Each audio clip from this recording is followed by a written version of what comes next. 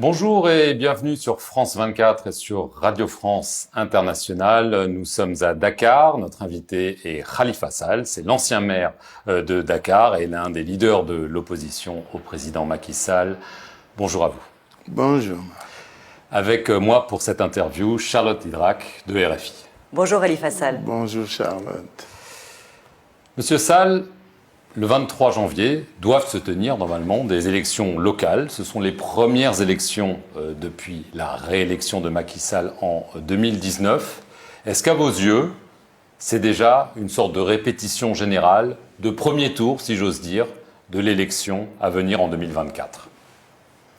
Beaucoup de gens le pensent ainsi, beaucoup de gens le disent, le clament. J'en fais pas partie. Je pense que c'est des élections locales. Par contre, ces élections sont essentielles pour déterminer le devenir du cours démocratique de notre pays. Il nous faudra, nous, battre le président Macky Sall et sa majorité pour le dissuader définitivement de se présenter pour un troisième mandat. En ce sens, certains disent que c'est un premier tour. Pour moi, non. C'est une élection. Et nous devrons la gagner. Alors, vous avez, pour cette élection, formé une coalition, notamment avec Ousmane Sonko. Ce scrutin marque votre grand retour, si je peux utiliser l'expression, sur le devant de la scène politique. Vous jouez gros. Pourquoi un retour? Non, je n'ai jamais été absent de la scène politique. J'étais en prison, j'étais candidat aux élections législatives. J'étais en prison, j'étais candidat recalé à l'élection présidentielle. Et c'est tout à fait normal qu'avec les amis de Yewwi Askan Wi, Ousmane Sonko et tous les leaders qui sont avec nous dans cette large, belle et grande coalition pour nous battre, afin que nous puissions montrer, convaincre les Sénégalais de ce dont nous sommes capables, mais surtout de notre volonté de gérer autrement les territoires. Khalifa Sall, le climat préélectoral est crispé. Il y a déjà eu des incidents. Est-ce que vous craignez une escalade, des violences comme celle du mois de mars dernier? On ne peut rien exclure. Vous savez pourquoi? Parce que la violence n'est pas le fait de l'opposition. Quand je le dis, les gens peuvent le comprendre. C'est le pouvoir actuel qui use de la violence. La violence n'est pas que physique. La violence, elle est politique. La violence, elle est juridique et judiciaire.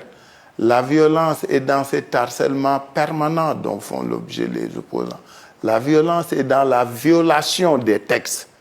Aujourd'hui, nous sommes dans un scrutin où les règles sont bafouées, l'État ne respecte pas ses propres textes. Nous sommes obligés de résister. Justement, les représentants des confréries musulmanes ont proposé une charte de la non-violence. Ousmane Sonko a refusé de signer cette charte. Qu'est-ce que vous pensez, vous, de cette initiative? Oui, Ousmane Sonko a le droit d'exprimer sa position. Il se trouve que cette initiative, nous la louons. Ce que nous lui reprochons, c'est que le premier à user de la violence, c'est le gouvernement. Il fallait préalablement aller voir M. le Président de la République, lui parler, et ensuite qu'il s'engageât afin qu'en dernier, l'opposition puisse venir à la table de discussion. Nous n'avons jamais refusé de discuter. La preuve, nous avons reçu cette délégation. Mais nous lui avons donné notre point de vue sur la question. Aujourd'hui, ceux qui sont à l'origine de toutes les violences, c'est ce gouvernement-là. Oui, mais concrètement, quel message vous lancez à vos militants, à vos partisans? Si ça venait à déraper de nouveau, ce serait œil pour œil, dent pour dent? Qu'est-ce que vous appelez déraper à nouveau? On a vu qu'il suffisait d'une étincelle au dans le processus électoral, ce que vous constatez, ce sont nos droits qui sont bafoués. Ce sont nos listes qui sont écartées. Ce sont nos candidats qui sont mis de côté. Vous pensez vraiment que les responsables de Benno Bokk Yakaar sont mieux outillés que nous pour faire des listes électorales? Vous le pensez?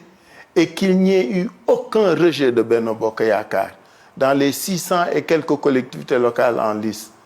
Vous pensez ça normal? Alors que nous savons, puisque vous savez, le Sénégal est un petit village, hein, c'est un gros village, on sait ce qui se passe chez l'autre. Ils ont bénéficié de l'aide des autorités territoriales. Les préfets, certains sous-préfets les ont aidés. Par contre, il y a une campagne systématique de blocage des listes de l'opposition, pas que de Yewwi, de toute l'opposition. Toutes les listes de l'opposition ont fait l'objet de rejets, de difficultés. Aucune liste de Benno Bokk Yakaar n'a été. Les élections vont être truquées. Nous n'avons, pour l'instant, oui, nous pouvons le subodorer. Vous savez pourquoi? Je vous ai parlé de violence, mais surtout de violation des textes. Nous sommes à moins de 50 jours du scrutin. Nous ne savons rien du fichier électoral.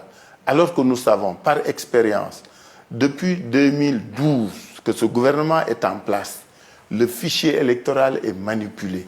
Nous le savons. Un boycott est-il envisageable? Pas du tout. D'accord. Boycott, c'est trop facile. On s'opposera. On se battra pour qu'on ne nous vole pas notre victoire. Macky Sall, vous l'avez évoqué dans votre première réponse, est-ce que d'après vous, il veut faire un nouveau mandat présidentiel? Les élections, je le rappelle, sont prévues en 2024. Il faut le lui demander ce que nous avons, ce que nous savons. Votre par avis? contre. Non, je n'ai pas d'avis. Si vous avez fait une affirmation, question. Il faut aller lui poser la question. Alors, est-ce que lui je vais vous poser la question. Est-ce qu'il en a le droit, à vos yeux? Non. Pourquoi? Parce que, vous savez, il y a ce qu'on appelle le VAR, vous le savez, en sport. La campagne de 2016, je suis socialiste. J'étais dans les instances du Parti socialiste. J'étais dans Benno Bokk Yakaar. L'argument massu, puisque nous avions eu le précédent avec le président Wade, vous vous souvenez de la conjonction de coordination et donc, et plus la virgule. Cette fois-ci, ce n'est pas ça qu'on a. C'est le président lui-même qui a dit que nul ne peut faire plus de 2 mandats. Nul ne peut faire. Et lui et tous ses partisans ont dit que c'était vraiment l'argument massu. Parce que moi, j'ai fait voter contre. J'ai voté contre eux. Alors que j'étais dans le Parti socialiste et j'étais dans Benno Bokk Yakaar. Parce que j'avais dit qu'il fallait aider au respect, veiller au respect de la parole publique. Donc aujourd'hui, sinon on croit ce qu'a dit le président, ce qu'ont dit ses suppos collaborateurs et autres, et les enrichements sont là, hein, normalement, il ne devrait pas pouvoir. Les Sénégalais vont l'accepter s'il le fait? Jamais, il n'est même pas question. Le président Macky Sall veut rétablir le poste de Premier ministre qu'il avait supprimé lui-même il y a environ 2 ans et demi, après sa réélection en 2019. À l'époque, l'opposition était vent debout contre cette suppression. Donc on peut imaginer que vous êtes plutôt satisfait aujourd'hui du retour de ce poste? Nous n'avons aucun sentiment ni aucun avis vis-à-vis de ça, puisque ça ne présente pas d'intérêt pour nous. Le président n'a même pas jugé utile, nécessaire de nous expliquer pourquoi après 20 mois, après qu'il ait supprimé le poste, il y a 20 mois, qu'il le rétablit sans même nous le dire. Un petit message aux Sénégalais pour dire, écoute, j'avais préconisé le fast-track, ça avait marché, ça n'a pas marché, mais pour X raisons, je remets le poste. Les Sénégalais ont au moins l'impression que leur président leur parle. Le président n'a même pas le fait. C'est un communiqué du Conseil des ministres qui nous a dit le poste est rétabli. Aucun commentaire. Vous avez été condamné en 2018 à 5 ans de prison. Tout à fait. Pour détournement de fonds publics, ce que vous avez toujours nié. Vous avez été gracié par le président Macky Sall en 2019. Sans que je l'ai demandé. Et je n'ai pas été condamné pour détournement. Oui, pour faux en écriture, escroquerie, mais voilà. J'ai voulu simplifier la description. Mais vous avez été gracié sans le demander. Vous restez à ce jour inéligible. Est-ce que vous avez demandé une amnistie? Je ne suis pas inéligible. Vous considérez que vous êtes dorénavant inéligible? Je ne suis pas inéligible. Vous savez, l'inéligibilité est une peine. C'est prévu par le code pénal et le code de procédure. L'inéligibilité est une peine. C'est une peine complémentaire qui doit être prononcée par un juge. Aucun juge ne la prononce. Alors, je vais reformuler la question. Oui, est-ce que vous avez demandé une amnistie au président Macky Sall? Je n'avais pas demandé pour aller en prison. Je n'avais pas demandé pour sortir de prison. Je n'ai pas demandé une amnistie.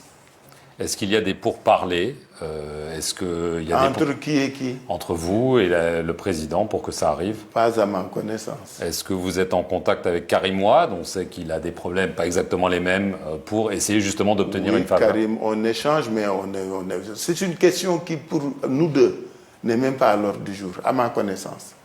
Parce que c'est quand même une question qui vous concerne directement, vos droits politiques, votre avenir politique. Oui, mais mes droits politiques m'ont été, je les ai, en tout cas, je vis cette situation politique de manière politique, je me battrai de manière politique pour les recouvrer.